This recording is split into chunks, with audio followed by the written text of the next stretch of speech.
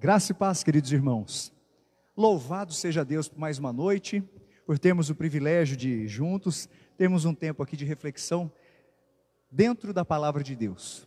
Desejamos que o Senhor fale ao seu coração, que esse tempo seja relevante, tanto para você como para a gente, que de alguma maneira o Senhor seja glorificado no meio disso tudo. Tudo bem, pastor Onésimo? Graça e paz? Tudo bem, graça e paz. Feliz de estar aqui de volta. Feliz de ver o senhor. Vamos cantar aqui hoje, hein, pastor? Combinandinho. Muito bom. Pela camisa, Fernandinho. O senhor está bem? Graças a Deus. Como é que tem sido a semana? Como é que tem sido esses dias? Foi bom, foi bom. Bastante reflexão, bastante trabalho também. Coisa boa. A você que está entrando agora, seja bem-vindo. Que Deus abençoe sua vida, sua família. Convido você a já poder, se for assim possível, transferir a imagem do seu celular, do seu tablet, do seu notebook para o televisor. E assim termos um tempo de qualidade, um tempo de enriquecimento aqui, olhando para a palavra de Deus. Sim, o tema, como começamos há quantas semanas? 3 semanas? Era Revolução, Famílias em Perigo. E hoje nós daremos continuidade, nós lembraremos algumas coisas que já foram faladas e daremos continuidade a esse assunto. Por isso, pegue sua Bíblia e deixe-a aberta no texto que falaremos, assim como, se você puder, pegue um papel, pegue um caderno, uma agenda, um bloco de anotações, faça alguns apontamentos, escreva a respeito daquilo que você for vendo, ouvindo, especialmente assimilando da palavra de Deus. Nós cremos que Deus tem algo reservado, algo especialmente reservado para as nossas vidas nessa noite. E antes de darmos continuidade, gostaria que nós orássemos, agradecendo ao Senhor, louvando a Deus. Falei para o pastor David que é bom demais estar de volta aqui. É muito bom, viu, pastor? Sim. Realmente é algo precioso. Ficamos alguns dias em isolamento, estávamos com outro tipo de perigo na nossa família, mas o Senhor nos livrou. Louvado seja o nome dele. Vamos orar? Queria pedir ao pastor Onésimo que fizesse essa oração. Temos algumas pessoas já conectadas aqui conosco. Eu espero que o Senhor assim nos abençoe nesse sentido. Deixo já um abraço aqui para o Manuel Ribeiro, para a Dora. Que Deus abençoe a vida de vocês, queridos. Bom, viu, pastor? Vamos orar? Realmente pastor Onésimo, por favor. Precioso. Ficamos alguns dias em isolamento. Deus, nós queremos agradecer o Senhor por esse tempo abençoado aqui. Esse é o tempo que o Senhor nos deu. Portanto, queremos fazer o nosso melhor para te adorar, para te glorificar, para ter uma conexão bem profunda contigo através da tua palavra e também para ser bênção na vida daqueles que estão nos assistindo. Que o Senhor venha sobre nós com teu Espírito Santo e que seja o presidente, que tu sejas o presidente aqui desta reunião, desse encontro, dessa live, que seja um tempo de fato, de glórias ao teu nome, de satisfação para a alma, da comunhão contigo e sobretudo que o Senhor seja honrado em nossas vidas, Pai. Abençoe os que estão nos assistindo, que a gente possa realmente ser inteirado, abençoado e desafiado pela palavra do Senhor, no nome de Jesus, amém. Amém. Saiu o áudio aqui da transmissão, o senhor estava falando junto, falei, uai, cadê eu? Onde estou? Era na transmissão que estava saindo aqui do computador. Mas eu gostaria que, sem mais delongas, pudéssemos abrir nossas Bíblias no texto bíblico do profeta Malaquias, aqui no seu 2º capítulo, a partir do 10º versículo. Malaquias, em seu 2º capítulo, a partir do 10º versículo. Faremos a leitura desse texto, dando continuidade a um estudo que começamos há algumas semanas. Uma boa noite aqui para Sara, a tia Marlene também, Cleuzinha, graça e paz, minha irmã. Cleuzinha está com super bom gosto com essa roupa aqui, a cor. A gente está combinando, Cleuzinha, o que é isso? Aqui, é nóis, pastor, manda aqui um soquinho. Aqui. Vamos fazer a leitura? Abra sua Bíblia, por favor, deixe aberta no texto, pois voltaremos nele. Pastor, faremos aquela leitura alternada, como sempre? Sim. Lerei os pares, o Senhor os ímpares, correto, até o 16, combinado? Assim está escrito então na palavra do Senhor. Não temos nós todos o mesmo Pai? Não nos criou o mesmo Deus? Por que seremos desleais uns para com os outros, profanando a aliança de nossos pais? Judá tem sido desleal e abominação se tem cometido em Israel e em Jerusalém, porque Judá profanou o santuário do Senhor, o qual ele ama, e se casou com a adoradora de Deus estranho. O Senhor eliminará das tendas de Jacó o homem que fizer tal, seja quem for, e o que apresenta ofertas ao Senhor dos exércitos.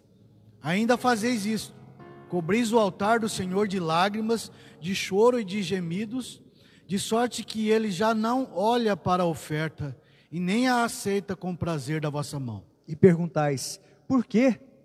Porque o Senhor foi testemunha da aliança entre ti e a mulher da tua mocidade, com a qual tu foste desleal, sendo ela a tua companheira e a mulher da tua aliança. Não fez o Senhor mesmo que havendo nele um pouco de espírito? E porque somente ele buscava a descendência que prometera. Portanto, cuidai de vós mesmo, e ninguém seja infiel com a mulher da sua mocidade. Vamos juntos, 16, pastor? Porque o Senhor, Deus de Israel, diz que odeia o repúdio, e também aquele que cobre de violência as suas vestes, diz o Senhor dos exércitos. Portanto, cuidai de vós mesmos e não sejais infiéis. Palavra do nosso Deus, que temos certeza que abençoará os nossos corações. Convido você, mais uma vez, a dar uma reprisada no que conversamos há algumas semanas. Vocês se lembram? Falamos a respeito de algumas coisas relacionadas a isso. A primeira delas foi que a teologia determina a vida. Lançamos mão de alguns estudos, especialmente um livreto que o pastor Hernandes Dias Lopes publicou há alguns anos, falando a respeito disso. No contexto do livro de Jeremias, os sacerdotes tinham se corrompido e deixaram de ensinar a palavra de Deus. Consequentemente, o povo também se corrompeu. Práticas erradas acabam sendo consequências de princípios errados. E quando os princípios não têm uma direção voltada para Deus, infelizmente, todas as práticas acabam também não agradando o coração de Deus. As pessoas estavam lidando de uma forma errada uns com os outros, e por causa disso, lidando de uma forma errada especificamente para com Deus. Uma outra coisa que nós falamos é que a família determina a igreja. Assim como o reverendo Hernandes já frisou, os casamentos mistos, como é mencionado aqui no texto, estavam pondo em risco aquilo que era conhecido como a teocracia judaica, o governo de Deus sobre o seu povo, a integridade espiritual da nação, assim como o divórcio estava colocando em risco a integridade das famílias. E vamos falar sério, pastor? Isso na época de Malaquias, está tão próximo da gente, está tão latente, está tão real isso nos nossos dias. E vamos falar sério, nós não estamos livres disso. Se o Senhor não nos guardar, nós não estamos livres disso. Parte interessantíssima disso aqui: famílias desestruturadas e quebradas vão consequentemente gerar igrejas enfraquecidas, desestabilizadas e fragilizadas também. Por isso, antes da gente começar e falar qualquer outra coisa, é preciso a gente olhar para a nossa vida, é preciso a gente olhar para a nossa família e de alguma maneira, bem prudente e responsável, ver o que está acontecendo conosco. Se a terceira igreja presbiteriana pode ser forte, isso vai passar, obviamente, pelo governo de Deus, mas de uma maneira não complementar, mas de uma maneira concomitante, vai passar pela saúde das nossas famílias também. Como é que está a sua família? Como é que está o seu casamento? Como é que está o seu coração? Como tem sido a busca a Deus no seio do seu lar? Como tem sido a sua busca individual para com Deus? Falei alguma bobeira aqui, pastor? Mais ou menos isso que nós falamos aquele dia, né? Sim, quando a gente for abordar o divórcio, que é a coqueluche de hoje, né? A gente vai ter que abordar essa questão, esse fundamento aí muito, porque a nossa falta de conexão com Deus é que tem desvinculado a gente do cônjuge e assim por diante, né? Problemas espirituais têm levado a problemas conjugais. Fato, problemas espirituais têm levado a problemas conjugais. A gente falou também a respeito desse detalhe. O casamento é uma aliança de amor. E mencionamos algumas características dentro disso. Dentre elas, falamos a respeito do casamento ser uma união heterossexual, de ser uma união monogâmica, uma união monossomática e uma união indissolúvel. Mais uma vez, lançando mão dos comentários do reverendo Hernandes. É precioso a gente falar isso, porque temos o privilégio de viver numa geração que tem recebido muito material, e material bom de estudo. E louvamos a Deus por termos um mestre como o reverendo Hernandes dentro da igreja presbiteriana. Um homem que tem sido um instrumento de Deus para abençoar vidas. E ele tem sido um instrumento de Deus também para municiar, para equipar estudos, para que a gente possa desenvolvê-los nas igrejas locais, por todo o Brasil e ao redor do mundo. Esses são limites do casamento, limites da união conjugal, da aliança conjugal. Além disso, a gente vê que existe uma natureza dessa aliança conjugal. O casamento é uma aliança voluntária. Ninguém, pelo menos em nossa cultura, é obrigado. É uma aliança de companheirismo. Versículo 14 fala sobre isso. Porque o Senhor foi testemunha da aliança entre ti e a tua mulher, a mulher da tua mocidade, com a qual tu foste desleal, sendo ela a tua companheira e a mulher da tua aliança. Vemos aqui que, além de tudo, a natureza dessa aliança conjugal é testemunhada por Deus. Dentro disso tudo, o senhor quer pincelar alguma coisa aqui, pastor, nesse sentido? Não, é isso basicamente o que nós já falamos, né? Já falamos. Você fez um bom resumo. A gente ainda mencionou, antes de terminar esse ciclo, na semana anterior, há 3 semanas, eu ia falar semana retrasada, nem isso foi antes, 3 semanas antes. A gente falou a respeito dessa questão. O casamento misto é uma violação do propósito de Deus. Por quê? É uma deslealdade à paternidade de Deus. Deus é pai daqueles que têm compromisso com Ele. Esses foram adotados por Deus. Esses foram chamados de filhos pelo sacrifício de Jesus. Ah, pastor, aqui em Malaquias não tinha isso. Não, o sacrifício de Jesus ainda não tinha acontecido. Mas hoje, quando nós podemos de alguma maneira aplicar esse texto às nossas vidas, nós temos que olhar para a vida de Jesus. Se fomos adotados, a adoção é algo realizado simplesmente pela obra de Jesus e pela atuação do Espírito Santo em nossas vidas. E o Espírito Santo só foi derramado porque Jesus morreu, ressuscitou, foi levado aos céus e mandou seu Consolador. Sim. Então, uma coisa é ligada à outra. Além disso, casamento misto, dentro do contexto de Malaquias, representava uma quebra da aliança feita pelos pais diante de Deus. Além disso, implicava infidelidade a Deus e se tornava um alvo certo do juízo de Deus sobre a vida da pessoa, sobre a vida daquela família. Não é brincadeira, é algo muito sério que precisa ser tratado. Por isso você que de alguma maneira tem flertado com a ideia de viver uma relação mista, cuidado. A palavra de Deus, ela te adverte a não tê-la. A palavra de Deus, ela nos adverte a se afastar de relacionamentos com pessoas que não amam da mesma forma o Deus a quem servimos. De pessoas que não querem um compromisso da mesma forma que temos com o Deus santo, vivo e verdadeiro. Por isso, se você está numa relação como essa, é imprescindível, é imperativo que você analise sua vida e, se for necessário, mude sua postura. Se arrependa, faça o que precisa ser feito nesse momento, e muito mais do que ter aquela expectativa de uma mudança na pessoa. Quem nesse momento, sendo exortado pela palavra de Deus, precisa mudar, é você. Nós entendemos dessa maneira e não temos nenhuma outra margem para te auxiliar dentro da Bíblia. Pastor Onésimo, por favor. Se a gente voltar àquele texto famoso lá de Hebreus, que fala que a relação conjugal é uma relação onde a gente está fazendo um culto a Deus com ela, digno de honra é o matrimônio. Se a gente pensar que o matrimônio é uma honra a Deus, é um culto a Deus, ou seja, a vida do casal tem que ser uma vida que agrada a Deus. Imagina um adorador de Deus, do Deus vivo, e um adorador de demônios, em relação conjugal. Como é que vai ficar essa coisa? Por isso que tem que ser o adorador do mesmo Deus. Fato. Não é? E hoje nós, de uma maneira mais específica, falaremos aqui a respeito... Opa! Estou abraçando o violão para ele não cair aqui, misericórdia. Marcelão, dá uma ajuda. Já consegui. Hoje nós falaremos a respeito do divórcio. E para ajudar aqui no nosso tema, nós falaremos sobre isso. O divórcio é uma quebra da aliança feita pela pessoa diante de Deus. Estou ficando na frente aqui?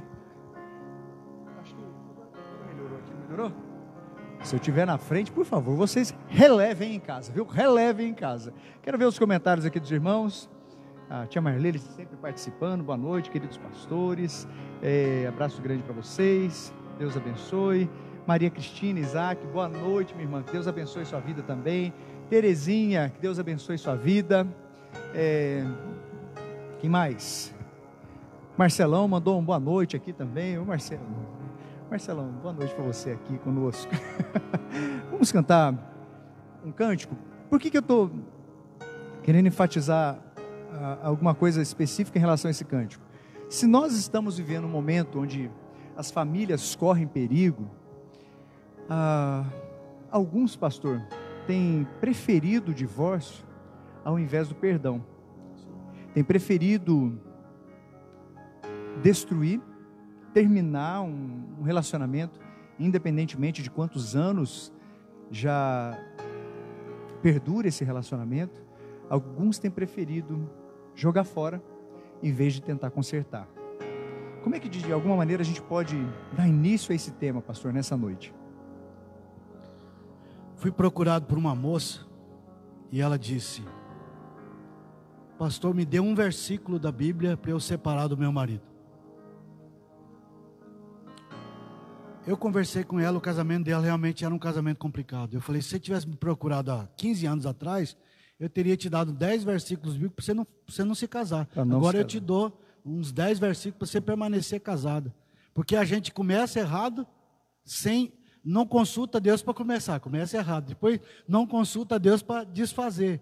Ora, Deus tem que estar presente quando eu vou optar por um casamento, quando eu vou fazer a escolha do cônjuge, e Deus tem que estar presente quando eu vou preservar esse casamento, que foi feito diante de Deus, entendeu? Amém.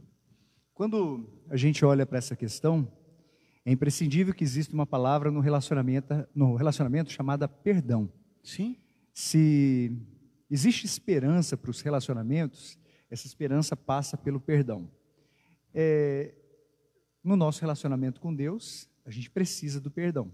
Se não fosse pelo perdão, as nossas ofensas causadas pelos pecados que cometemos nos afastariam de Deus. Não seria possível existir qualquer tipo de reconciliação. E essa reconciliação somente acontece porque os nossos pecados foram perdoados através da obra de Jesus Cristo. Quem crê em Jesus, quem se arrepende dos seus pecados e quem busca uma nova postura, é perdoado por Deus e mantém uma viva comunhão, uma intensa, impressionante comunhão com o Senhor. Recebe seu amor, recebe seu direcionamento, recebe seu consolo, recebe sua proteção, enfim, inúmeras outras coisas. Mas fato é que isso passa pelo perdão. Consequentemente, nos nossos relacionamentos interpessoais, nós precisamos do perdão. Já falei com o pastor Onésimo. E se de alguma maneira ele não me perdoasse, o que aconteceria? Seria impossível mantermos qualquer tipo de afinidade, qualquer tipo de amizade. Bons relacionamentos são feitos de bons concertos. E para que exista um bom concerto, é preciso que o perdão aconteça. Está entendendo? Pegou aí ou não? Nenhum casamento é perfeito. Eu gosto do Ivene que fala assim, se você quebrar o braço aqui, você for tratado e ele nunca mais vai quebrar no mesmo lugar. Pode quebrar para lá ou para cá, mas no mesmo lugar, nunca. Então, casamento é feito de conserto. Se a gente consertar debaixo da graça de Deus, a gente vai prosseguir. E vai prosseguir bem. Vamos cantar esse cântico? Eu gosto muito dele. O nome dele é Confissão. Ele fala a respeito de um pedido de perdão a Deus. É um cântico do Kleber Lucas. Não sei quantos anos fazem que ele ele lançou essa canção, mas gosto demais porque fala a respeito, é como se fosse uma oração diante de Deus, que facilmente pode ser aplicado nas nossas relações interpessoais também. Diz assim: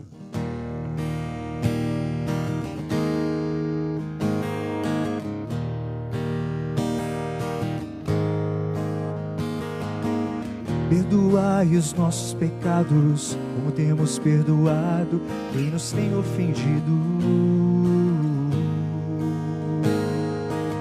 Perdoai os nossos pecados, como temos perdoado quem nos tem atingido. Se o teu inimigo tiver fome, dá-lhe de comer. Se o teu inimigo tiver sede, dá-lhe de beber. Somos filhos de Deus e para nós o mais importante é o amor. Somos filhos de Deus e para nós o mais importante é o amor.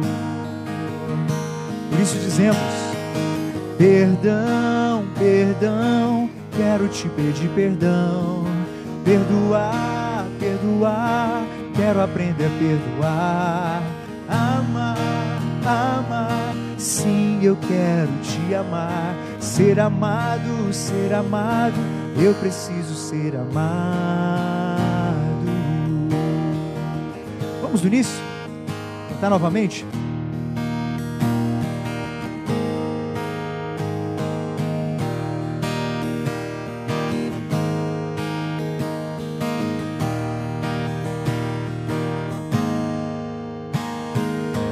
Perdoai os nossos pecados, como temos perdoado quem nos tem ofendido. Perdoai, perdoai os nossos pecados, como temos perdoado quem nos tem atingido.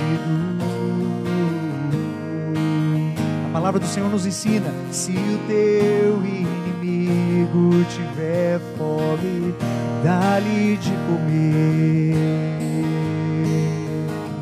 Se o teu inimigo tiver sede, dá-lhe de beber.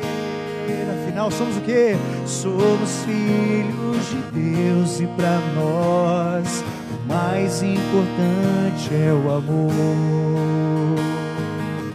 Somos filhos de Deus e para nós o mais importante é o amor. Cantamos: perdão, perdão, quero te pedir perdão. Perdoar, perdoar, quero aprender a perdoar. Amar, amar, sim, eu quero te amar. Ser amado, eu preciso ser amado. Voltou! Perdão, perdão, quero te pedir perdão. Perdoar, perdoar, quero aprender a perdoar. Amar, amar, sim, eu quero te amar. Ser amado, eu preciso ser amado. Eu preciso ser amado por ti, Jesus. Eu preciso ser amado.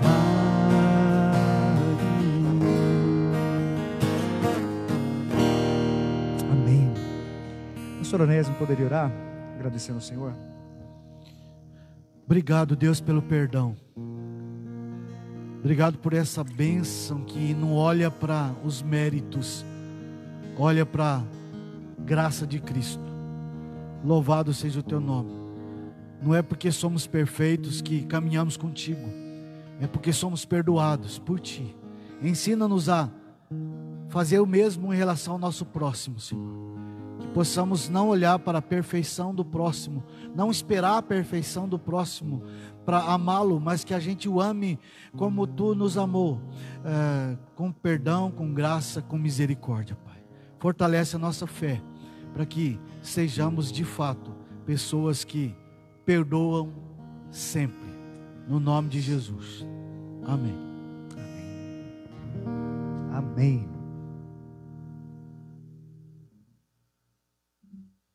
Opa! Sem cair do banco, Coisa boa, hein, pastor? Muito. A gente, vendo aqui alguns comentários dos irmãos, Dona Dulce, Brandão, boa noite a todos, muito bom saber que estão todos bem, amém, estamos com a graça de Deus. Ivanilda, boa noite também, minha irmã. Maria Aparecida Bernardes, Deus abençoe os irmãos, amém. Queremos aqui, antes de darmos continuidade, avisar, amanhã você pode ligar para a Secretaria da Igreja e fazer sua inscrição para participar dos nossos cultos presenciais. Domingo às 9 e às 19 horas. Ainda há vagas para o próximo domingo. Então ligue amanhã, 3623-1758. Fale com o Marcelo, nosso secretário, e agende a sua participação. Ainda estamos precisando fazer esse agendamento. Então, infelizmente, se você não fizer sua inscrição, talvez nós não poderemos garantir que haverá lugar aqui para você, tá bom? Algum aviso? E, avisando, a gente vai falar isso também sobre domingo, no domingo, mas segunda-feira, por ser 7 de setembro, a nossa secretaria não vai abrir por ser feriado. Isso aí a gente enfatiza no domingo.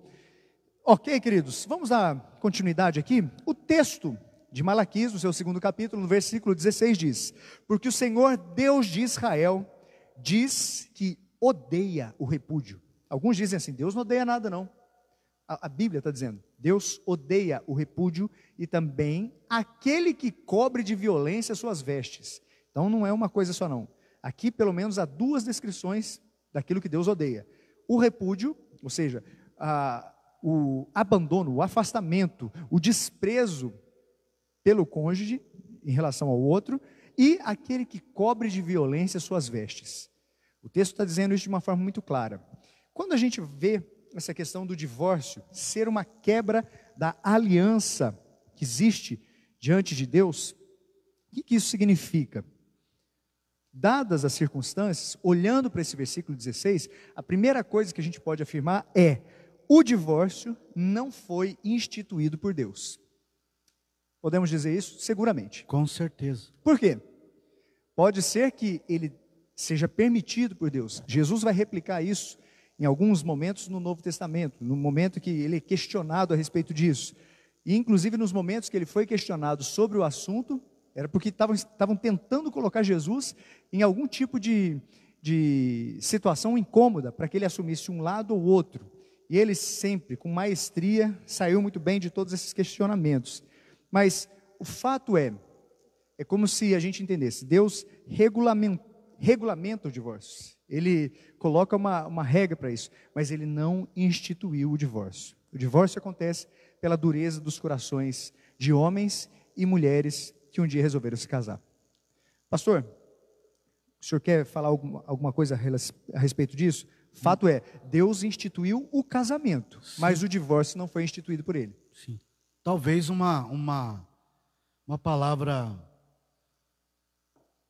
seja tolerância, né? Ele tolera por amor a nós, mas ele não concorda. Você não vai encontrar uma linha sequer na Bíblia que favoreça o divórcio.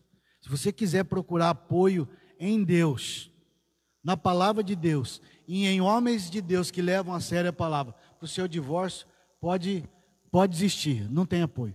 Fato é um assunto controverso, porque há diversas linhas que falam a respeito do assunto. Mas nós não vamos gastar tanto tempo aqui falando a respeito dessas linhas. Nós queremos enfaticamente ir em direção ao que o texto está nos ensinar.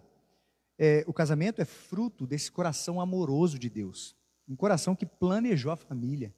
O divórcio não. Então, o que o pastor Onésimo muito bem colocou é que nós não encontraremos nenhum apoio para a pessoa que quer justificar o divórcio, simplesmente acreditando que essa é a vontade de Deus para a sua vida. Não tem como a gente encontrar algo bíblico numa afirmação como essa.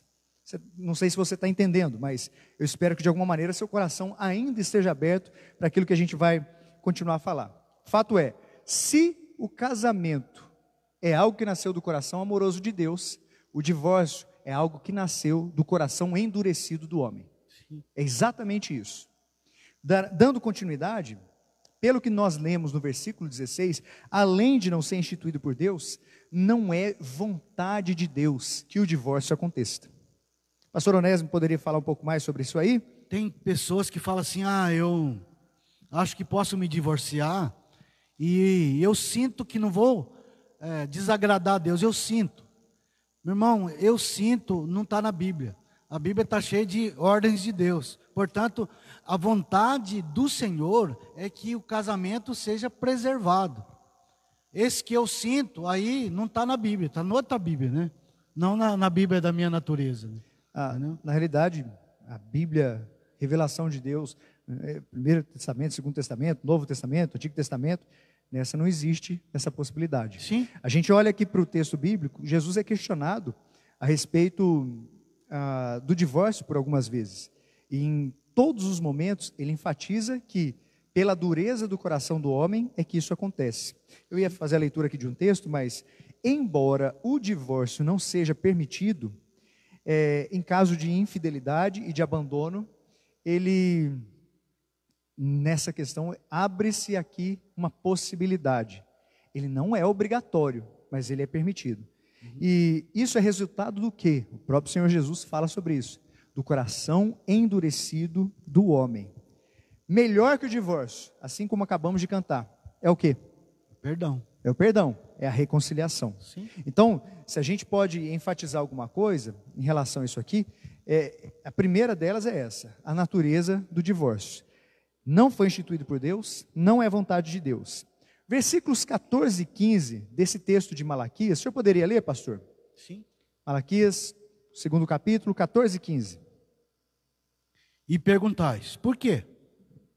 Porque o Senhor foi testemunha da aliança entre ti e a mulher da tua mocidade, com a qual fostes desleal, sendo ela a tua companheira e a mulher da tua aliança. Não fez o Senhor mesmo que havendo nele um pouco de espírito? E por que somente um? Ele buscava a descendência que prometera. Portanto, cuidai de vós mesmos, que ninguém seja infiel para com a mulher de sua mocidade. Fato é, ao ler, não tem como a gente chegar a uma outra conclusão, a não ser essa. O divórcio é a quebra de uma aliança feita entre as pessoas, mas diante dos olhos de Deus, que é aquilo que mais importa nesse caso. O divórcio é simplesmente apostatar do amor. O divórcio é abandonar completamente aquilo que você poderia ainda investir, ainda decidir por. Amor não é sentimento. Enfatizamos aqui mais uma vez. Amor é decisão. Amor, por vezes, vai contrariar aquilo que a gente sente. O amor faz com que muitas vezes a aliança que está aqui seja mantida.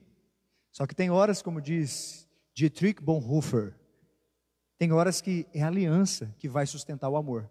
O que isso significa? Tem horas que a gente não se sente amável e nem sente que o outro é tão amável assim.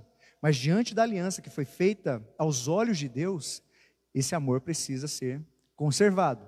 Precisa existir um investimento. Buscar o divórcio é descumprir com as promessas feitas na presença de Deus. É rejeitar alguém que um dia foi desejado.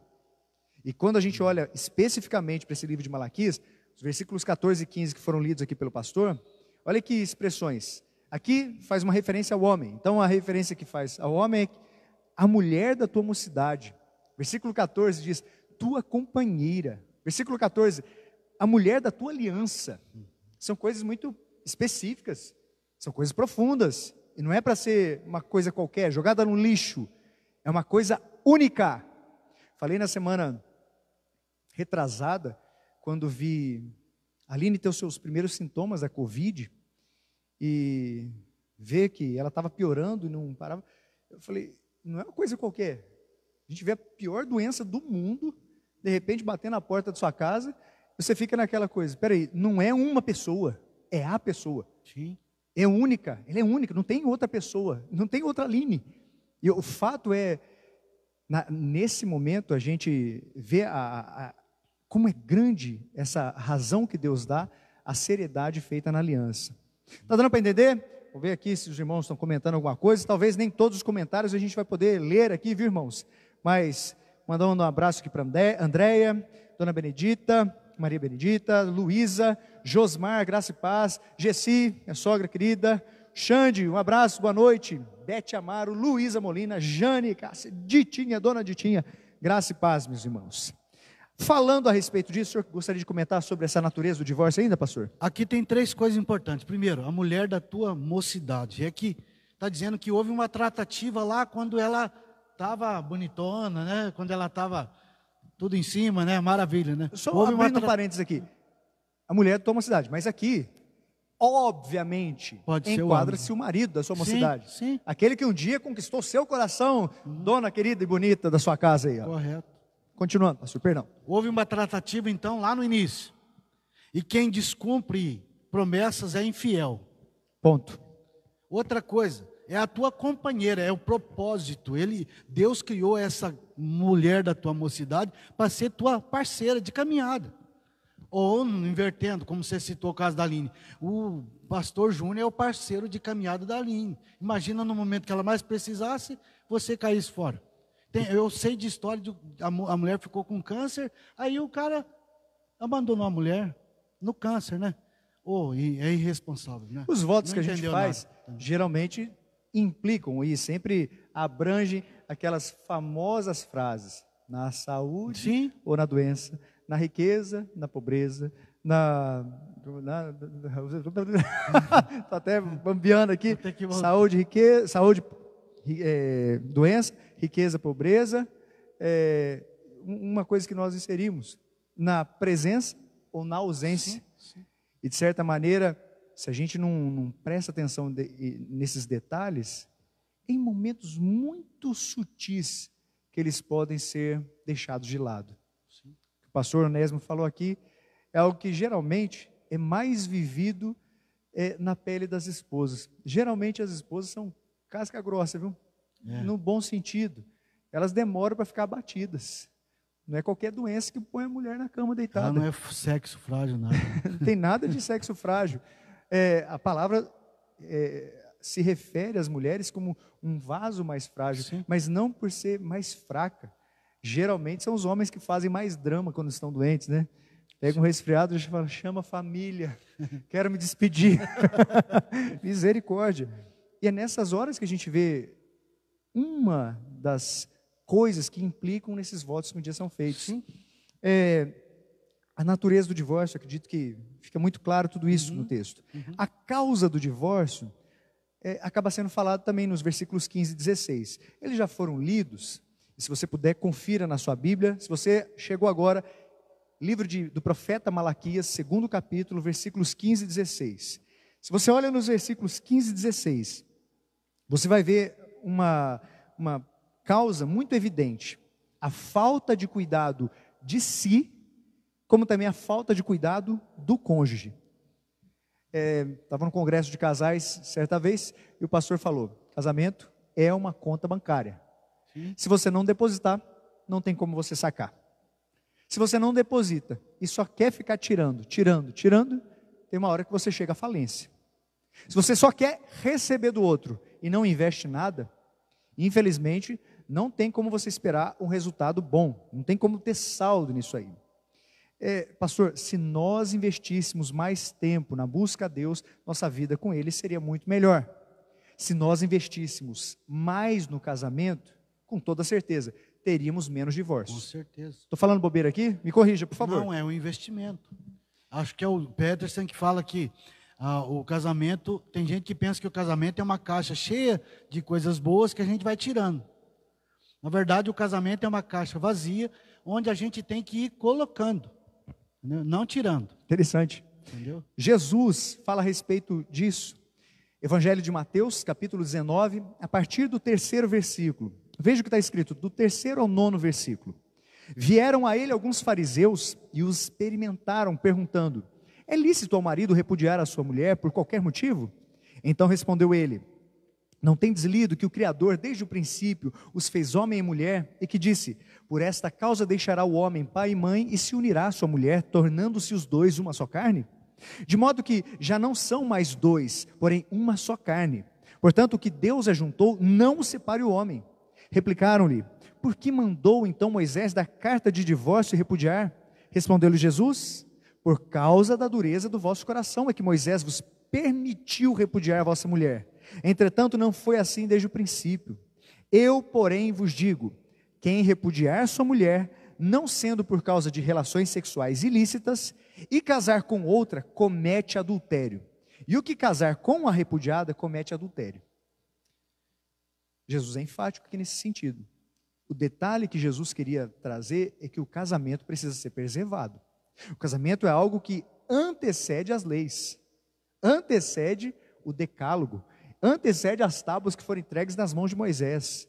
Porque desde o Éden já foi instituído por Deus, desde antes do pecado surgir na humanidade, o casamento já tinha sido instituído. Preceito: deixará o homem a casa do pai e a mãe, se unirá à sua mulher, tornando-se os dois uma só carne. Quais cuidados a gente precisa ter? Poderíamos falar aqui diversos, alguns deles: não deixar o casamento cair na rotina. Sim. Fala outro aí, pastor. Não guardar mágoa. Ressentimento mata o casamento. Não guardar mágoa. Ressentimento mata o casamento. Isso é seríssimo, hein? Fale mais sobre isso, pastor. Eu estou parecendo um psicólogo. Fale mais sobre isso. O grande problema é que na trajetória do casal, a gente poderia, por exemplo, seu carro está com problema, ou mesmo que não está, venceu lá os 10.000 quilômetros, você leva para fazer uma revisão. Não é? Tem que ir. O casamento devia ser revisado periodicamente. E perguntar, o Petros fala assim: pega o óculos dela um pouquinho e começa a olhar a história do seu casamento pela ótica dela. Entendeu? Boa. E ele também faz a mesma coisa. Quer dizer, se a gente avaliar sempre, a gente não vai ficar guardando ressentimento. Quem guarda ressentimento vai criando um problema sério no coração, vai azedando o ambiente, e aí depois acaba o casamento. É o que alguns chamam de ir dormir com gambá. Sim, sim. Porque se você ficar guardando mágoa, vai apodrecendo algo dentro de você. É pior do que ir dormir com um gambá debaixo da coberta. É pior, porque aquilo está dentro de você. E à medida que isso exala, isso contamina quem está perto. Isso, em vez de aproximar outra pessoa, isso afasta. Isso faz com que muitas vezes aqueles que estão próximos à pessoa se tornem contrários ao próprio cônjuge dela, pela forma que são infectados pelos sentimentos. Coisa terrível. Uma outra coisa que é imprescindível: não descuidar da comunicação. Não descuidar da comunicação. E posso categoricamente afirmar: a maior parte dos problemas que temos recebido para falar a respeito de casamento aqui giram em torno de comunicação. Pessoas que guardam a vida inteira uma palavra, guardam, às vezes com mágoa, às vezes nem com mágoa, simplesmente não falam aquilo que estão sentindo, simplesmente quando falam, é porque depois de muito guardar, simplesmente explodem, vomitam tudo em cima do outro, e acabam não conseguindo expressar aquilo que estavam pensando. Infelizmente, isso não acontece poucas vezes, não. Comunicação é imprescindível em um bom relacionamento. Quando se fala a respeito de casamento, é necessário. Sobre comunicação, pastor, não tem como a gente não lembrar daquelas regras de comunicação. O emissor, o receptor, a mensagem. A mensagem muitas vezes pode ter ruído, aquilo que eu quero transmitir muitas vezes não é o que o outro recebe, às vezes aquilo que o outro recebe não é aquilo que eu quis dizer, e no meio disso tudo às vezes tem um ruído nessa comunicação, um agudo ou um grave na nossa voz, uma palavra que não foi muito bem explicada. Isso são ruídos de comunicação e podem atrapalhar, podem trazer um grande problema para a continuidade da relação. Outro problema aí. Nessa questão da comunicação, tem gente que às vezes até fala: eu pensei que você sabia. Ou seja, o outro tem que adivinhar. Não, Deus deu essa boca aqui para falar palavras boas. Vamos comunicar, vamos abrir o meio de comunicação, porque esse é o caminho para poder resolver. Teve um cara que questões. pegou e falou assim para a esposa, num dia, num momento de crise naquela relação diante do pastor, ela falou assim: mas você nunca mais me falou que me ama, você não fala que me ama. E o pastor até olhou para o rapaz e falou assim: mas que isso? Ele falou assim: ué, eu já falei, no dia que a gente se casou, eu falei que eu 30 amo. anos atrás. E pastor, sério, eu queria que isso fosse até só uma brincadeira, mas foi sério. Tem gente que tem dificuldade muito grande de expressar-se. Isso pode trazer problemas sérios para a relação. Outra coisa, um outro problema aí, pastor. Suprir as necessidades emocionais e sexuais do cônjuge. Cuidado que a gente precisa Sim. ter. Necessidades emocionais e necessidades sexuais. Por que é importante falar sobre isso? O outro tem que ser o meu alvo de investimento, em todos os sentidos. Investimentos emocionais, investimentos financeiros, investimentos sexuais. Eu não casei para me satisfazer. Eu devo ter a consciência de que eu me casei para satisfazer meu cônjuge. Se eu tiver essa ideia, eu vou investir. E aí eu não vou ter problemas com o meu casamento. Entendeu? Parte importante nisso, pastor, não foram poucas vezes que eu já recebi pessoas casadas no gabinete pastoral e relataram: estamos com problemas na área da intimidade sexual. Minha mulher não dá bola para mim. Eu insisto, mas ela simplesmente fica endurecida. A palavra do Senhor nos orienta que isso só pode acontecer se for com uma finalidade de uma busca em relação a Deus. Se não for para buscarem a Deus em oração, como se fosse um jejum de relacionamento físico, isso não deve acontecer. Para meu espanto, eu já ouvi algumas esposas vindo à igreja para conversar, buscando uma orientação pastoral, dizendo: meu marido não me procura mais, meu marido não me beija mais, meu marido não me abraça mais. Irmãos, nós precisamos investir nessa área. Se existe uma área que tem causado decadência na vida das famílias, na vida especificamente de casais, é a área da afetividade, a área relacional, a área sexual. Mulheres, invistam em seus maridos. Maridos, invistam em suas mulheres. Elas não são objetos. Elas não devem ser tratadas como uma coisa que você simplesmente usa e depois dorme, vira para o lado. Sim. Olha o que a palavra fala. Não vos priveis um ao outro, salvo talvez por mútuo consentimento por algum tempo, para vos dedicardes à oração, e novamente vos ajunteis para que Satanás não vos tente por causa da incontinência. Essa é uma grande questão. Paulo mesmo diz que nós não somos mais donos dos nossos próprios corpos. Se nós nos casamos, agora somos um. Então, a esposa tem o, entre aspas, direito sobre o corpo do marido. O marido tem o direito sobre o corpo da esposa. Temos sido surpreendidos, às vezes, com algumas histórias que eu preferia que fossem simplesmente ilustrações, mas não são. Gente que tem se escondido na hora de trocar de roupa.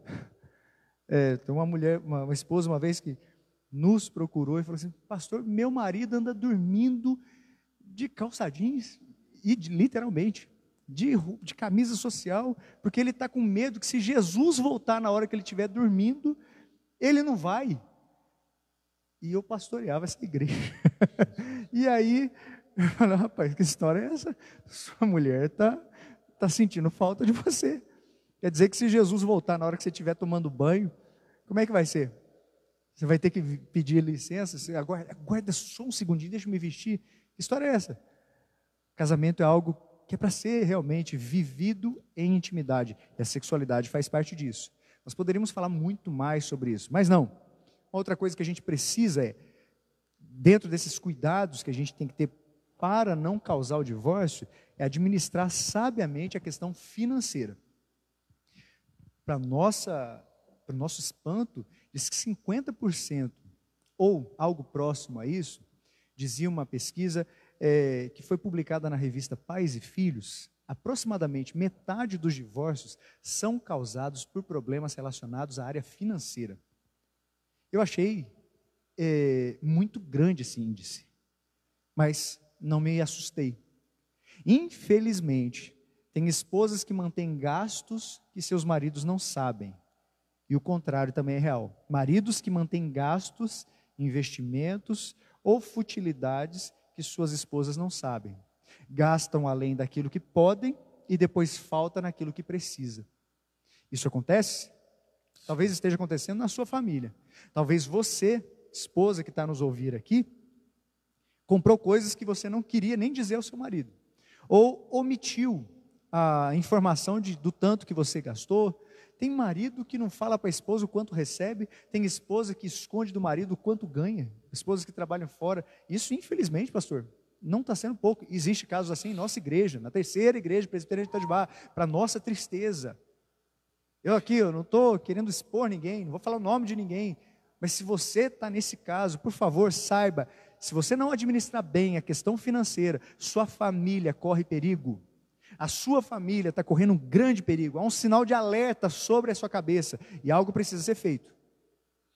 Nem deveria existir o dinheiro meu e o dinheiro dela, deveria ser o nosso dinheiro, é junto, administrar junto. Quando a gente casa, aquilo que era meu passa a ser nosso. Até faço esse comentário, geralmente quando vamos fazer a troca de alianças entre os noivos, aquilo que era meu virou nosso, aquilo que era antes, estou indo, passa a ser, posso ir, porque precisa ter uma relação de intimidade, de concordância entre ambos. Sim. O relacionamento de marido e mulher deve ser mais enfatizado e deve existir um investimento muito maior, até mesmo, do que no relacionamento de pais e filhos. Porque se o relacionamento de marido e mulher não tiver fortalecido, o relacionamento de pais e filhos vai ficar prejudicado.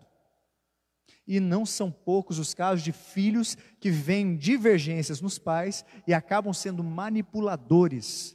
Usam o pai, usam a mãe para fazerem suas próprias vontades, buscarem seus próprios interesses.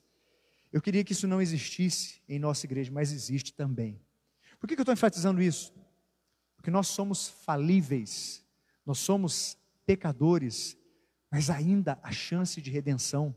Amém. A redenção existe, ela é real, e ela diz que de alguma maneira, se nós colocarmos isso diante do Senhor, Ele abençoando, isso pode mudar. Nós somos seres mutáveis, louvado seja Deus. Imutabilidade é um atributo só de Deus, quer dizer que se Ele quiser, qualquer situação pode ser mudada, e eu espero que você não perca a sua esperança nisso. Eu espero que você, em nome de Jesus, não abandone a esperança de que a sua vida pode mudar, e para melhor, para mais próxima de Deus também. Versículo 15, olhando lá para o texto de Malaquias, ele fala algo que vai nos chamar a atenção. O pastor Onésimo leu, aqui ó, não fez o Senhor mesmo que havendo nele um pouco de espírito? E por que somente Ele buscava a descendência que prometera. Portanto, cuidai de vós mesmos, e ninguém seja infiel para com a mulher da sua mocidade. De certa forma, o profeta está nos apontando aqui uma noção de bom senso. E a falta de bom senso é uma das causas do divórcio. A falta de bom senso. Ninguém com um resto de bom senso o faria. Mas que fez um patriarca? Buscava a descendência prometida por Deus. Alguns aqui veem o divórcio de Abraão. Alguns estudiosos. O texto está falando de outra coisa. E assim como o reverendo Hernandes diz, creio que fala sobre criação. Mas o assunto aqui é o divórcio. E quando a gente fala sobre isso, o profeta traz uma exortação. Portanto, cuidai de vós mesmos, ninguém seja infiel para com a mulher da sua mocidade. Antes de divorciar, a pessoa precisa ter bom senso para pensar nas consequências. E isso é algo seríssimo. E isso é algo que não podemos deixar de falar. Se existe a natureza do divórcio, existe a causa ou causas do divórcio, existem sim as consequências do divórcio. Quando a gente fala sobre isso, não tem como a gente deixar de mencionar consequências espirituais, emocionais, econômicas, consequências para os filhos, consequências necessariamente para a igreja como um todo. Somos corpo, nos alegramos quando um se alegra, nos entristecemos quando alguém se entristece. Fato é, olhando para o versículo 13, está escrito, ainda fazeis isto, cobris o altar do Senhor de lágrimas, de choro e de gemidos, de sorte que Ele já não olha para a oferta, nem a aceita com prazer da vossa mão. Irmãos, existe uma consequência do divórcio, uma profunda dor gerada no coração da pessoa que foi abandonada. Sim. Quantas vezes a gente já viu isso, hein, pastor? Eu imagino que o senhor, muito mais do que eu, pelo tempo de caminhada ministerial. Mas aqui o texto está falando de choro, de lágrimas que são levadas diante de Deus. Isso aqui fala de um culto que era oferecido a Deus e que de certa maneira não era aceitável aos olhos de Deus, porque era algo simplesmente sem consistência, era algo que não era feito por adoração, era algo mais teatralizado do que profundamente sentido. Só que quando a gente fala de lágrimas, de choro, de gemidos, não tem como a gente, de certa maneira, não se lembrar de que, nesse contexto, falando a respeito de divórcio, essa dor causada na pessoa que é abandonada, talvez foi sentida, de certa maneira, pela pessoa que abandonou. Sim. E a pessoa que abandonou acredita que a dor dela é lícita, a ponto de falar assim, não quero mais, minha dor é minha dor dói, minha dor por doer me faz tomar essa atitude. Eu não quero mais sofrer. Eu quero dar uma chance de viver. Eu quero ter uma chance de viver. Isso é seríssimo. Quando a gente fala sobre isso, pastor, o que a gente pode falar mais sobre isso aqui? De alguma forma, lembra lá no comecinho, quando a gente fala que a teologia tem conexão com a vida? Sim. Aqui a gente pode dizer que a liturgia tem conexão com a vida. Ou seja, eles iam prestar um culto a Deus, mas Deus estava vendo ali o choro daquelas mulheres que foram abandonadas e Deus não aceitou o culto dos maridos. É igual Caim, lembra do Caim? Deus rejeitou Caim, porque Deus conhece o coração do Caim e rejeitou o culto do Caim. Aqui esses homens aqui estão tentando cultuar Deus, mas com a vida totalmente desconectada dos propósitos de Deus, do que Deus esperava deles, então Deus não aceita o culto deles. Fato é, vamos aplicar aqui para a nossa realidade. Deus vê o coração da pessoa que foi abandonada, Deus vê as lágrimas, Deus vê o desespero, Deus vê as tentativas que passam a ser, de alguma maneira, demonstradas para retornar, para tentar salvar, para tentar reavivar aquela relação. E Deus vê quem causou tudo isso. Uma pessoa que fica puramente em paz, depois de ter causado uma dor como essa, o texto nos dá uma bela impressão de que isso, as lágrimas da pessoa abandonada, nesse caso aqui as mulheres abandonadas, as lágrimas que elas derramavam diante do altar do Senhor, faziam com que o coração de Deus não aceitasse as orações daqueles que tinham as abandonado. Sim. Fazer com que Deus não aceitasse a adoração produzida por quem abandonou.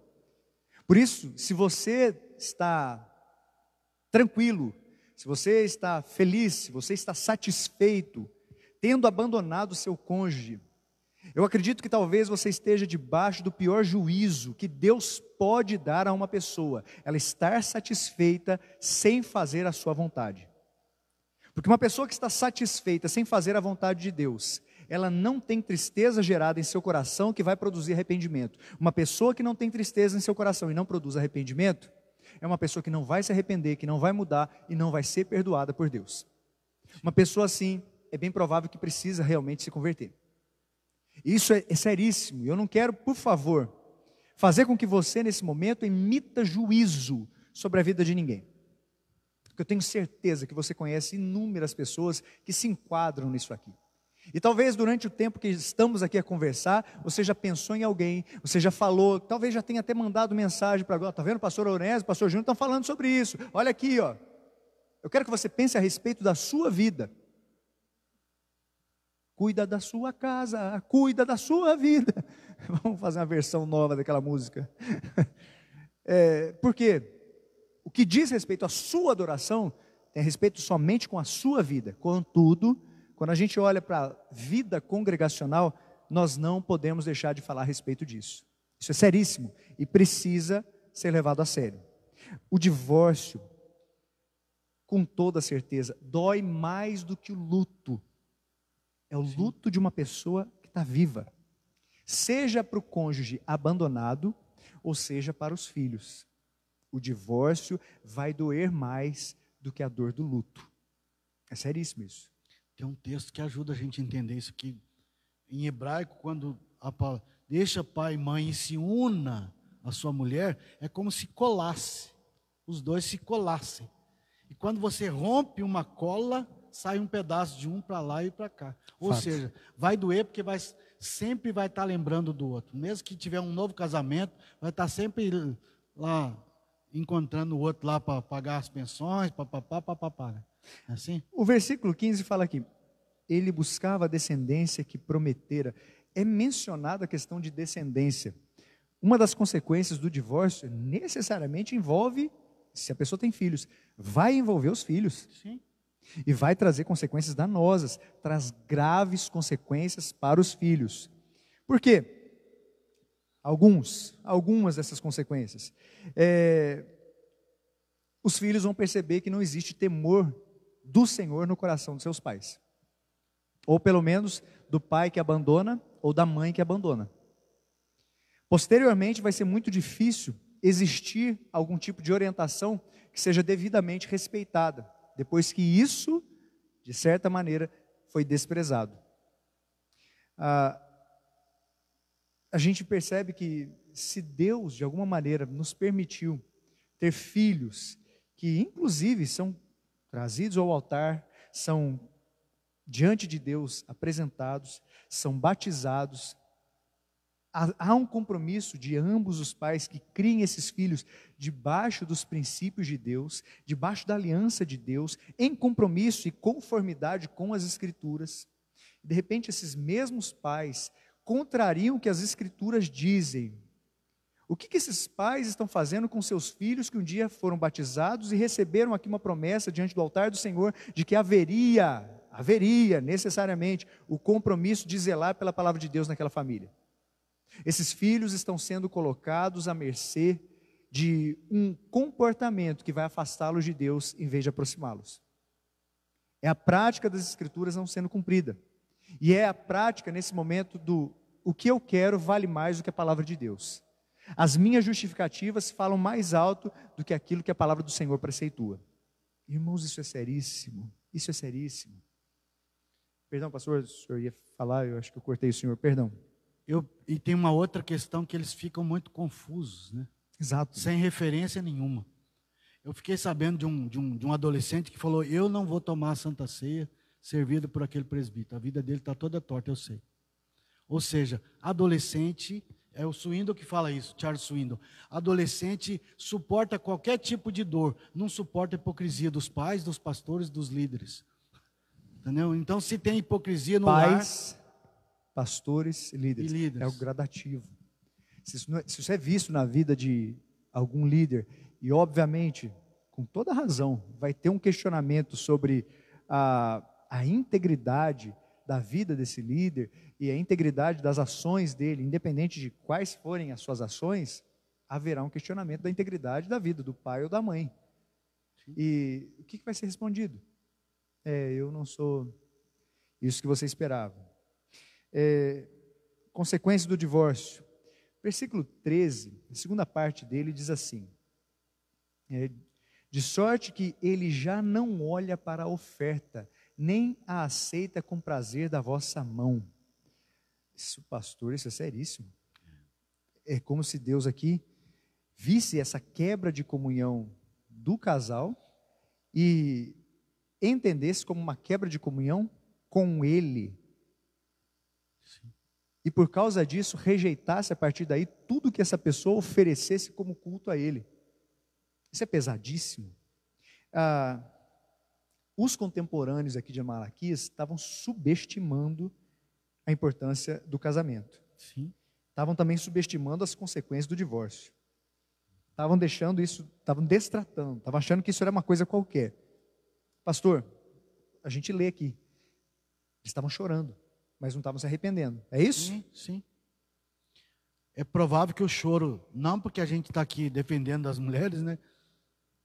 Mas é provável que o choro das mulheres fosse sincero, porque Deus ouviu o choro delas.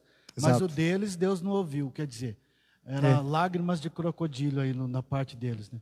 É uma coisa que precisa ser inclusive enfatizada. Quando Deus não aceita o ofertante, obviamente Ele vai rejeitar a oferta que a pessoa traz. E não é porque você traz uma oferta que você vai ser mais abençoado, que você vai simplesmente apagar aquilo que Deus tem olhado na sua vida. O que precisa acontecer não é você trazer uma oferta, o que precisa é você reconhecer o seu erro e mudar aquilo que você errou. Alguns acreditam que funciona da mesma maneira que nas relações interpessoais. Já disseram uma vez, todos têm um preço. Já ouviu isso, pastor? Já. Todos têm um preço. Algumas pessoas relacionam isso a Deus. Se eu for fiel nos meus dízimos, nas minhas ofertas, na verdade, acho que vou dar até uma ofertinha a mais. Eu não estou legal, mas vou dar uma ofertinha a mais. É como se quisesse que Deus aceitasse as suas decisões equivocadas e simplesmente fechasse os olhos para tudo por causa de uma oferta que foi trazida ao altar. O que Deus está querendo dizer aqui Ele vai rejeitar a oferta por causa dessa rejeição ao ofertante. Pesado isso, hein? Sim.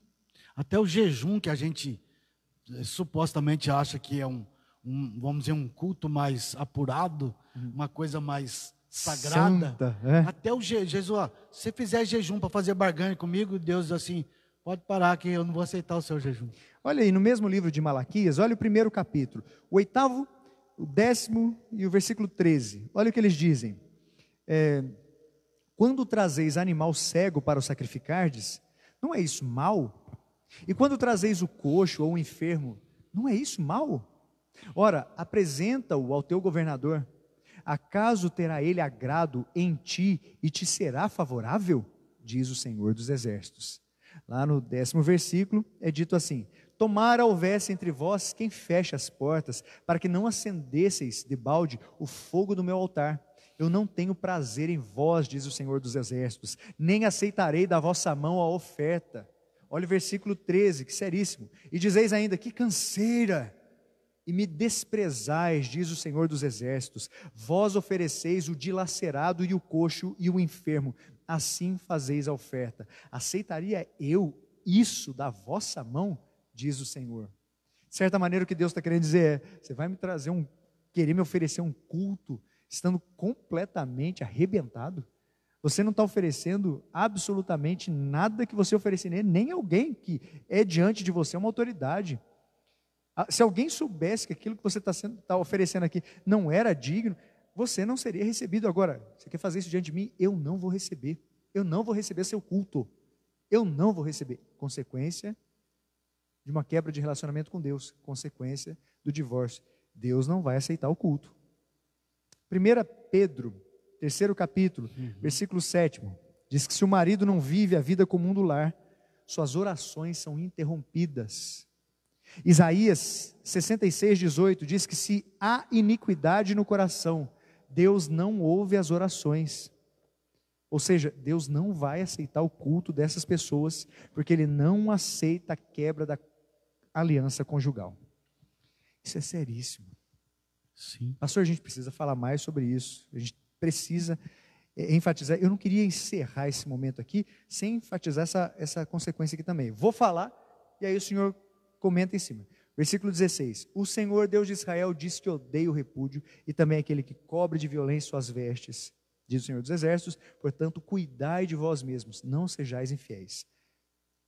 A consequência do divórcio vai provocar o repúdio de Deus ao ato e à pessoa. O que isso significa, pastor? Então, a Bíblia diz que Deus odeia o pecado, certo? Fato. Então, divórcio é pecado. Consequentemente, Deus vai... Tem gente que fala, mas Deus pode odiar, ódio não é pecado. Quer dizer, a ira santa de Deus é contra o pecado e o pecador. Portanto, se o divórcio é uma desobediência à vontade de Deus, consequentemente, eu não posso receber de Deus um afago. Eu vou ter que receber um puxão de orelha. Concorda comigo? Sim. Eu não mudo. O Senhor Deus diz assim, eu não mudo. Deus age com profunda misericórdia, com profunda graça, mas Deus não favorece nem uma vírgula do pecado. Pastor, o que a gente pode de forma prática aqui, olhar aqui. Para Deus, o divórcio é como cobrir as próprias vestes com violência. Sim. É uma agressão. Porque antes de existir realmente uma separação completa, há uma violência psicológica tremenda. Sim. Há uma sensação de abandono, uma sensação de falta de identidade, um chão que se abre, uma completa falta de direção a partir do momento que aquilo lá é compartilhado. Esses golpes psicológicos, não é talvez a linha que a gente mais adote falar sobre psicologia, mas dentro da realidade bíblica, a gente tem que entender esses golpes psicológicos que existem, eles vão preceder a separação física. E Deus odeia isso. Deus odeia isso. O divórcio não é algo que agrada o coração de Deus. Acho que isso está muito claro aqui. E numa época que as pessoas estão celebrando o divórcio, vi esses dias uma moça fazendo uma festa por causa do divórcio dela. Fez uma festa, igualzinho, uma festa de casamento. Tinha cerimonialista, tinha buffet, tinha fotógrafo, tinha equipe de vídeo, tinha até drone voando para fazer a filmagem naquele momento. Amigos estavam lá, ele estava celebrando o divórcio. Isso está tão enfatizado, isso é tão pregado, isso está sendo tão vivido, a gente precisa inclinar os ouvidos à voz de Deus. Está dando para entender, irmãos? O senhor Aníbal fez uma participação aqui. Querido presbítero Aníbal, privilégio ter o senhor participando aqui conosco. Estou com saudade das aulas de escola dominical e das participações do senhor. Viu? Ele escreveu aqui: Deus abra a mente e o coração dos participantes para atender o apelo divino e capacite os caros pastores. Amém.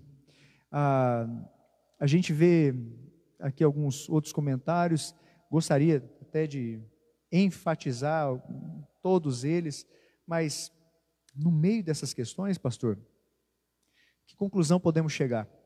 Primeiro, que o nosso desejo é que realmente Jesus nos abençoe. Se não for pela Amém. bênção, pela graça dele, sim, não conseguiremos caminhar, não conseguiremos fazer absolutamente mais nada.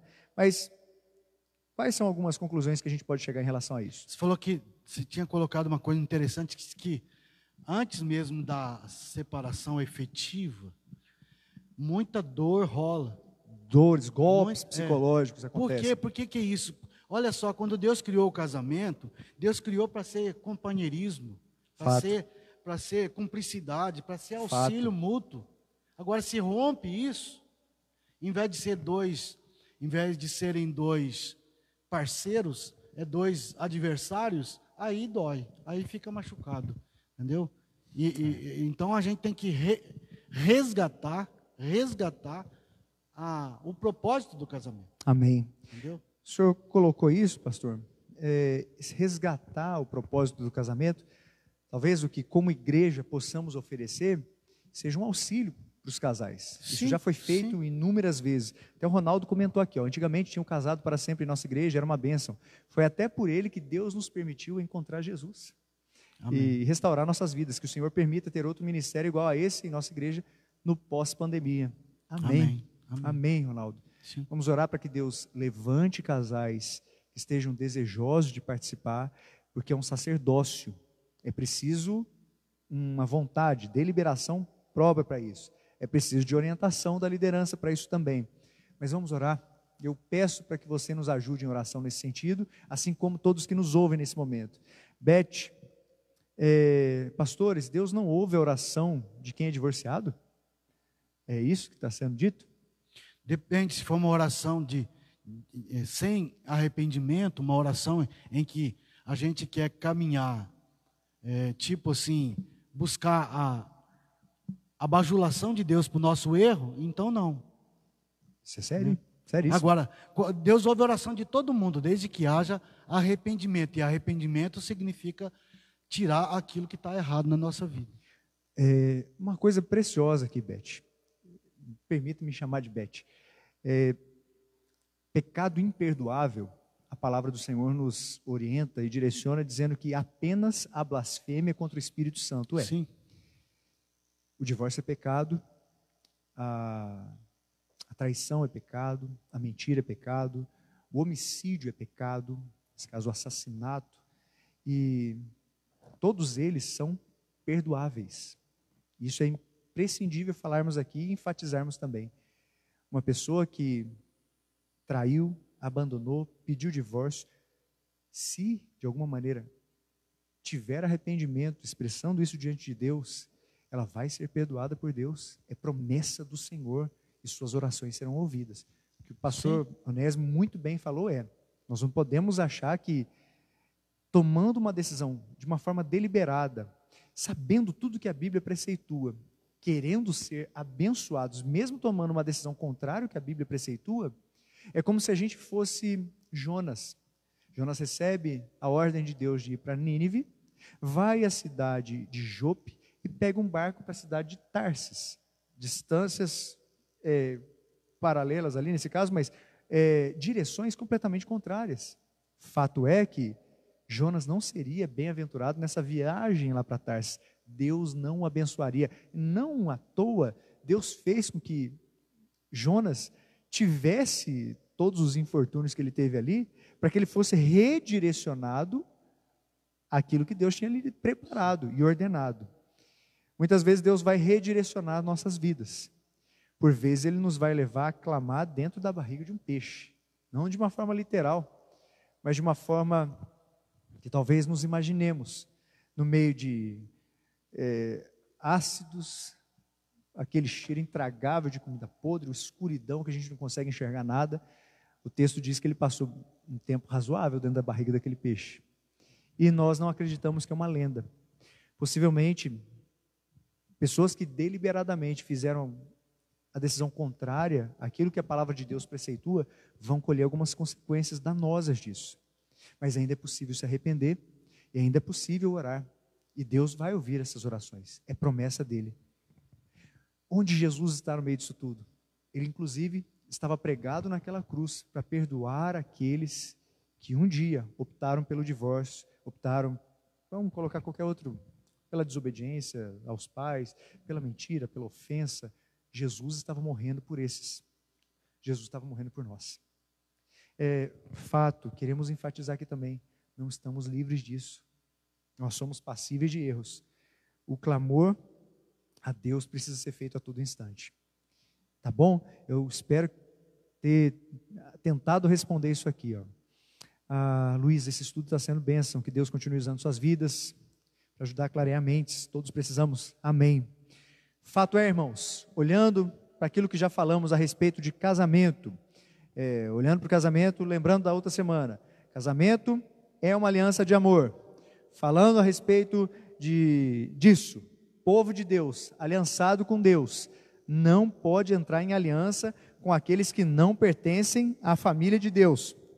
Casamento misto é uma violação dos propósitos de Deus. Quando Deus, além disso, vê pessoas que foram abandonadas, Deus escuta esse clamor de tais feridos, desses feridos, e é muito mais alto esses clamores do que as orações daqueles que ferem. As lágrimas dos oprimidos têm grande importância aos ouvidos de Deus. Não se esqueça disso. Elas são mais preciosas, diz o reverendo Hernandes, do que as ofertas daqueles que oprimem. Por isso o divórcio é uma quebra dessa aliança. Deus é uma testemunha da aliança que é feita numa cerimônia religiosa, e também vai ser uma testemunha da violação desses votos que um dia foram feitos. E a gente não pode se esquecer disso. Para a gente encerrar, o pecado do divórcio é o que, pastor? É uma coisa abominável que Deus odeia. Se Deus odeia, que não sejamos nós aqueles que vamos amar e nem incentivar. Eu gostaria de ouvir um amém, em nome de Jesus. Na verdade, a igreja abençoada é uma igreja que, logicamente, vai estar aí para ser uma espécie de hospital para cuidar das pessoas. E aqui vai ter divorciado e a gente vai cuidar deles. Não vai abandoná-los, não vai crucificá-los, mas de maneira alguma nós vamos aprovar o divórcio. Ele é antibíblico. Agora, se tiver gente padecendo desse mal, nós vamos ajudar a cuidar. Esse é o nosso papel. Fato. E se você estiver precisando de ajuda em seu casamento, nos colocamos à disposição. Se o casamento estiver às portas de um divórcio, não espere a decisão ser tomada para que de alguma maneira você procure depois alguma ajuda. Tem gente que não procura ajuda, só procura informar. Não é assim que a gente, de certa maneira, entende que é o melhor comportamento. Antes de tomar uma decisão, ou qualquer decisão que você vai ver que vai trazer contrariedade àquilo que a palavra do Senhor preceitua, faça, pelo menos o seu cônjuge ficar sabendo disso. Converse com um pastor, com alguém que pode te trazer um bom conselho. Não se aconselhe com qualquer pessoa. Não fique esperando que uma pessoa que não tem princípios de Deus possa te aconselhar a fazer alguma coisa que seja aceitável aos olhos de Deus. Tem muita gente que tem se aconselhado com colegas de trabalho e tem tomado decisões terríveis. Nós sabemos disso. Infelizmente, tome cuidado, cuide realmente, mas não se esqueça, cuide de sua vida, viu? Cuide de sua vida. E deixe que os outros cuidem da deles. Se você, em amor, for e tiver uma direção de Deus para conversar com uma pessoa que está passando por isso, façam. Não espere que você vai ser um instrumento para transformar essa vida. Não espere que pastores serão usados para que isso aconteça. Isso somente o Espírito Santo pode acontecer. E se você precisar de ajuda, conte conosco. Pessoas que estão passando por isso precisam de nossas orações. Pessoas que estão passando por isso precisam ser orientadas. E aqueles que, de alguma maneira, permanecerem incólumes, permanecerem completamente inquebrantáveis, precisam entender que a palavra do Senhor nos ensina a disciplina no Senhor também. Que Deus tenha misericórdia de nossas vidas. Senhor, nós te agradecemos por essa noite, nós te louvamos por tudo que o Senhor tem feito em nossas vidas. Nós, diante de Ti, pedimos perdão pelas nossas falhas. Lamentamos profundamente tantas vezes que erramos, que tropeçamos e que insistentemente preferimos fazer a nossa vontade em vez de fazer a sua. Por isso, nessa noite, nós queremos te agradecer pelo perdão proporcionado pela obra de Cristo. Aqui nos rasgamos, nos desnudamos diante do Senhor, crendo que o Senhor pode nos lavar, nos purificar e trazer um renovo para as nossas vidas. Ó Deus, abençoe o casamento de todos que nos escutam nesse momento. Abençoe os casamentos da terceira igreja, abençoe os casamentos, ó Deus, daqueles que não fazem parte da terceira igreja, mas estão aqui a nos acompanhar. Abençoe, ó Deus, maridos, para que realmente olhem para suas esposas com o amor que Cristo olha para a igreja. Abençoe, ó Deus, as esposas, para que olhem para seus maridos como uma referência que a palavra de Deus nos ensina a ter. Para que olhem para seus maridos com o desejo de abençoá-los, com o desejo de caminharem debaixo dessa mesma missão que o Senhor deu. Ó Deus, suplicamos para que aqueles problemas mais difíceis sejam solucionados em Ti. E que haja quebrantamento, que haja humildade, que haja reconhecimento de erro, que haja reconhecimento de culpa, que haja mudança de postura e que para a glória do Senhor, ó Deus, possamos colher consequências boas da decisão de caminhar em conformidade com a sua palavra.